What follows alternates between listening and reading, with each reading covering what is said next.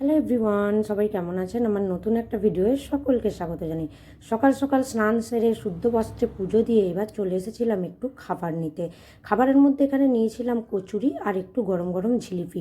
আসলে কি বলুন তো, ছোটোবেলা থেকেই যখন মায়েদের সাথে গঙ্গা স্নানে তখন থেকেই শুনে এসেছি গঙ্গায় স্নান করে মা নিস্তারিণীর পুজো দিয়ে নাকি এই মন্দিরেই বসে কিছু খেয়ে তারপর বাড়ি যেতে হয়। অনেক মানুষ এখানে এসেছিলেন, তারা অনেকেই নিজেদের বাড়ি থেকে খাবার নিয়ে এসেছিলেন। তো আমরা কিন্তু কিছু তেমন বয়ে আনতে পারিনি। তাই ভেবেছিলাম যে পুজো দিয়ে একটু নিরামিষ চপ আর মুড়ি খাবো।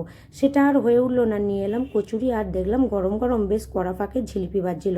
তো সেটাই আমরা নিয়েছিলাম। ওই মুড়ি না নেওয়ার কারণ হলো মেয়ে আমার মুড়ি খেতে ঠিক পছন্দ করে না, সেই জন্য আর আলাদা আলাদা করে নেওয়া হলো না। তিনজনের জন্যই আমরা একটু কচুরি নিয়েছিলাম। সবই নিরামিষ, খাবারগুলো অতটা টেস্ট না হলেও তবু ঠাকুর মন্দিরে এসে বেশ খেতে ভালো লাগছিল। আর আমাদের পিছন থেকে কিন্তু অনেক মানুষ বসে খাচ্ছিলেন।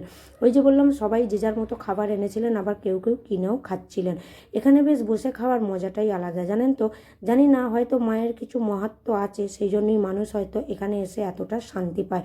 আমার তো এই জায়গাটা খুবই ভালো লাগে। আর এই দেখুন, এখানে মানুষ হচ্ছে পুজো দিচ্ছে, আর শিব মন্দিরও আছে। আর আমাদের পিছন দিকে মানুষ যে যার মতো সব খাওয়া দাওয়া করছিল। আমার মেয়ের তো খেতে অনেক দেরি হয়, সেটা আমি খুবই জানি, সেই জন্য ওকে দিয়ে আর বসিয়ে দিয়েছিলাম, আর অতটা তাড়া দিইনি। তো ও যতক্ষণ ইচ্ছা খাক, আমিও একটু চারিপাশটা ঘুরে দেখবো বলে সেই জন্য হাতটা ধুয়ে উঠে পড়েছিলাম।